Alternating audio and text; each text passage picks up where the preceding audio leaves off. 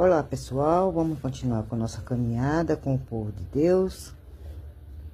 Vamos caminhar nesse caminho onde eles pisaram, ver como era a vida deles.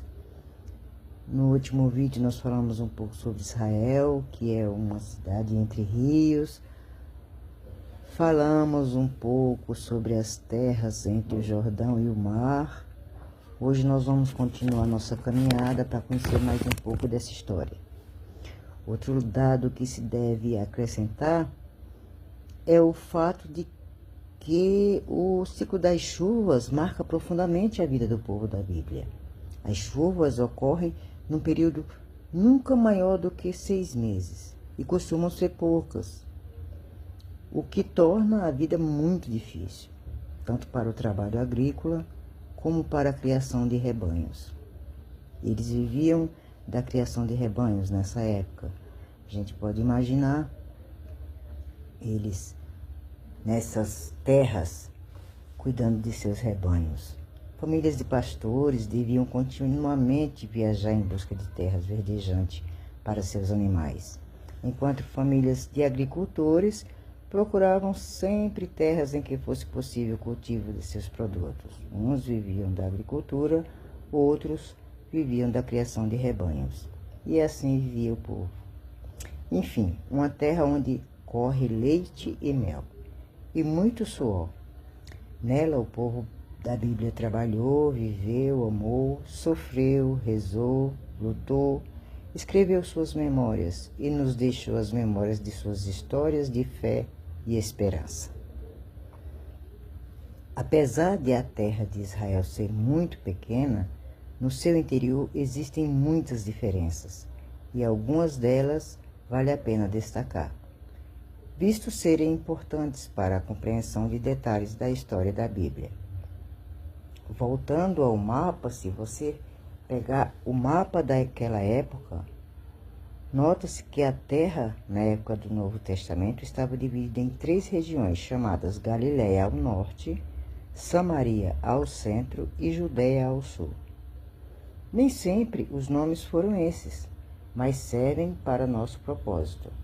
Essas regiões são muito bem distintas umas das outras. O norte, mais baixo, era habitado por diversas tribos, ou seja, grandes grupos de famílias, que formaram mais tarde o povo de Israel.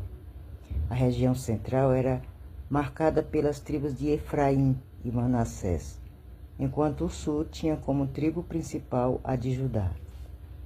Para entender a história do povo da Bíblia, essas divisões são muito importantes. Se no tempo de Jesus havia claramente essas regiões, nos tempos anteriores não foi diferente. Por exemplo, se Davi e Salomão foram reis de todo o território de Israel, logo depois da morte deste, o reino se dividiu, surgindo os reinos do norte e do sul, este correspondendo mais ou menos à região chamada depois de Judéia. E as hostilidades entre Samaria e Judéia duraram séculos. Um exemplo disso, reflexo, encontramos em Jó, capítulo 4, versículo do 7 ao 9. Mas a história da Bíblia não aconteceu apenas em Israel. Já mencionamos Egito e Mesopotâmia como regiões importantes para a compreensão de momentos decisivos da vida do povo. Por diversas razões que vamos considerar em capítulos posteriores, o povo de Israel se dispersou por várias religiões, dando origem às comunidades espalhadas por toda parte. No livro do profeta Isaías se encontra inclusive uma bela expressão a qual diz que Israel deve ser luz para as nações.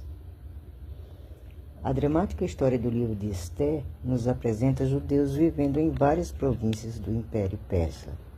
Essa dispersão se chama na Bíblia diáspora.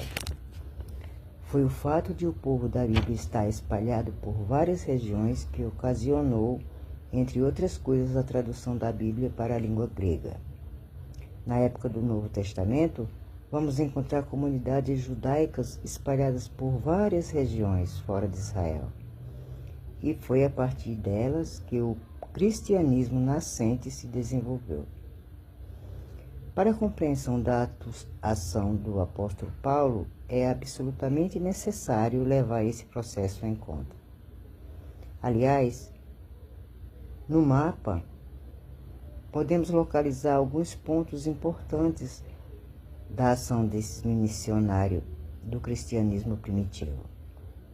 Note algumas das cidades onde surgiram comunidades para as quais ele escreveu suas cartas, como podemos verificar também no livro de Atos dos Apóstolos. Uma narração começa em Jerusalém e termina em Roma. E ainda o livro do Apocalipse se apresenta endereçado a 7 comunidades situadas em cidades da região que chamamos de Ásia Menor. Éfeso e Pérgamo são 2 delas. A primeira carta de Pedro foi endereçada a comunidades de regiões longínquas, como Bitínia e Galácia. Para uma compreensão sempre mais aprofundada dos diversos textos bíblicos, levar esses e outros dados em conta é de fundamental importância. O caminho se faz a caminhar, já dizia o poeta. O povo da Bíblia fez seu caminho, ou melhor, seus vários caminhos e descaminhos, mais ou menos tortuosos, às vezes conservados com clareza, outras vezes apenas em vestígios. Como num álbum de fotografia, com fotos mais recentes junto a outras mais antigas.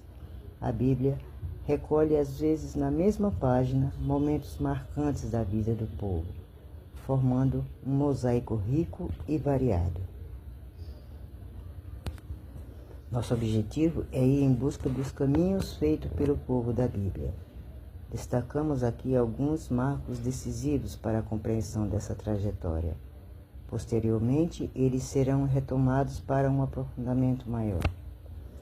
Quando nos perguntamos pela origem do povo da Bíblia, melhor seria pensarmos em origens. Elas são múltiplas. Pensemos na origem do povo do nosso país ou mesmo na nossa própria. Quem são nossos pais, avós? De onde veio cada um deles? Com certeza de lugares distintos. Assim também ocorreu com o povo da Bíblia, que surgiu no meio de famílias que viviam do trabalho, de famílias que cuidavam de ovelhas e de escravos fugidos de seus senhores do Egito, em Canaã, de pessoas marginalizadas no interior das cidades, dessa gente simples que recebeu um nome, o povo hebreu. Essa palavra hebreu muito provavelmente significa marginalizado, fora da lei, diríamos hoje excluído. Um povo de gente que não interessava aos olhos dos dominantes e dos senhores de então. É o responsável por toda essa trajetória que hoje procuramos conhecer melhor.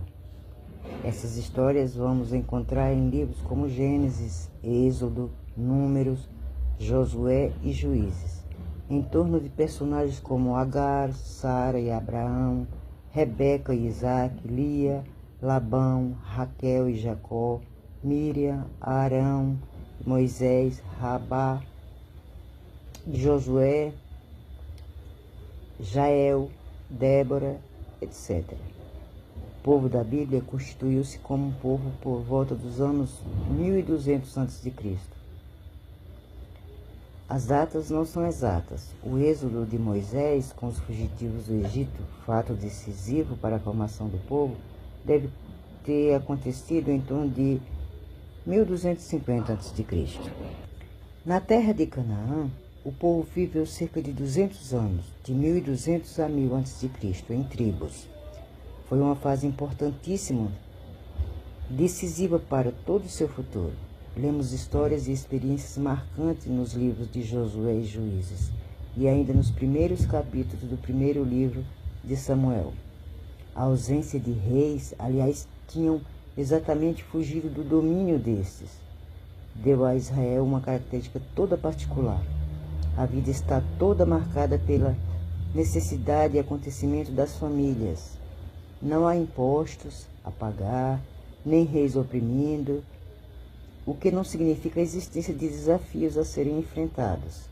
As expressões religiosas da época estão profundamente marcadas pela dinâmica da vida das famílias e tribos e pela libertação ante os poderes opressores.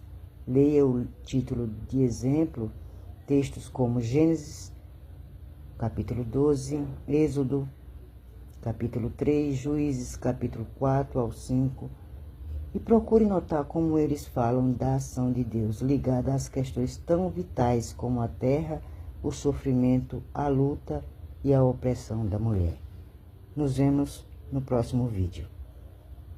Peguem sua Bíblia, procurem o mapa, prestem atenção e vamos continuar caminhando com o povo de Deus para entendermos como foi a vida deles. Até o próximo vídeo, fiquem com Deus.